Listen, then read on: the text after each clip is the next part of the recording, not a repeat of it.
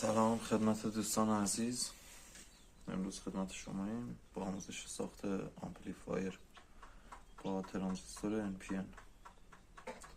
اینجا ما یه ترانزیستور 13203 استفاده کردیم، یه خازن 16 ولت 100 میکروفاراد که شما میتونین حجم بیشتری بندازین. 25 ولت هم بندازین مشکلی نداره، ترجیحاً 16 ولت مثلا 1000 میکروفاراد، تفاوت چندانی نداره. خب اینجام که باید یه مقاومت به کار بره که من پتاسیومت گذاشتم که بتونم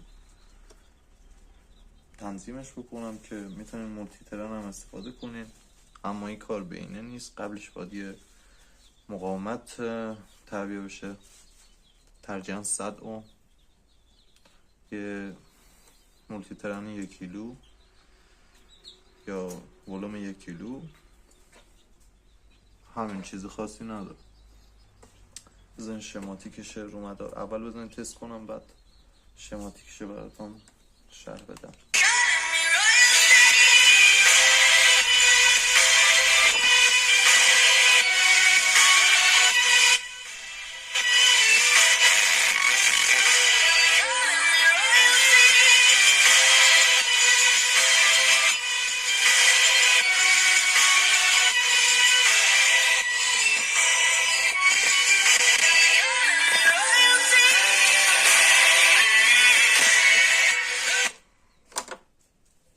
خب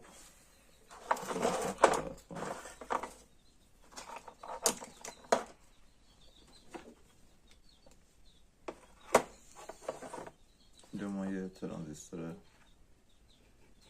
NPN داریم.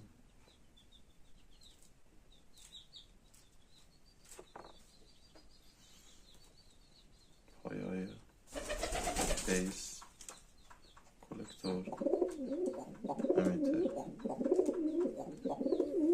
خب یه خازن نیاز داریم که به پایه بیس مخوره، طرف مثبتش پولاریتی مثبت نیستم بکشه.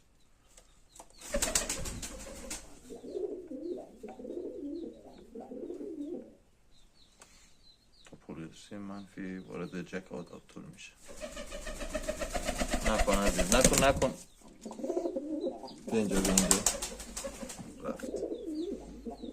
ببخشین بابت آلودگی صوتی بغبغو جان، این پیام بازرگانیه میاد میره. خب بیا الان آمد به اینجا بچه ها ببینم، لذت ببرم. ببخشید یه بار خواندم دیگه بسته. خب داشتیم میگفتیم یه مقاومت هم اینو گفتیم میره جک آداپتور، که من اینجا از یه ماژول بلوتوث استفاده کردم که میتونین خریداری کنین. میشه هم با شارژر راه اندازی کرد، هم با باتری. اینا 3 تا 5 ولت کار میکنن. بعد بعضی مدل های جک مادگی آداپتور دارن، بعضی ها ندارن، ساده ترن، فقط ورودی باتری و خروجی ها رو دارن که من اون سمت داشت. بالاش هم آزاد بود، پایاش بیرون بود که من مستقیم وصل کردم به اینا دیگه، چون اینا که خیلی ریزن اینجا راحت تر بود.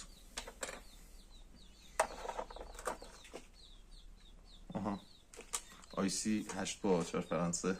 حالا بعدن مداره ایشان هم میرسیم. یکی از مداراش هم آمپلیفایره، بس آمپلیفایر شد دوباره. این هم یه IC آمپلیفایره که داخل تلویزیون های قدیمی موجوده، میتونین استخراج کنین و استفاده کنین که مدار این هم داخل کانال میذارم براتون.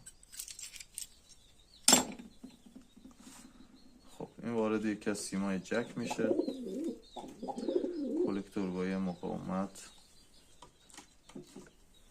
وارد بیس میشه، یه سیم از کلکتور وارد بلنگو میشه، سیم وارد قطب مثبت باتری میشه،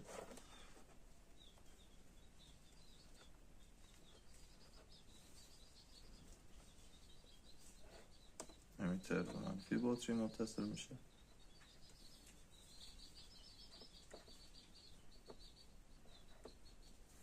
و سیم مادگی سیم منفی جک هم مستقیم میاریم بالای امیتر که فرقی نداره اینا، هر کدوم اتصال بدی بر کدوم مشکلی پیش نمیاد، کار خودش ادامه میده.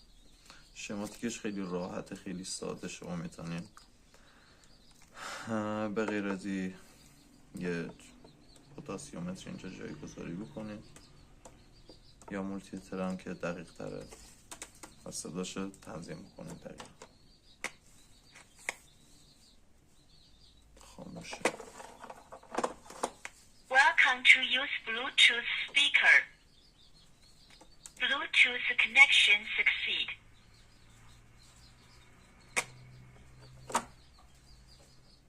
با تشکر. خدا نگهدار.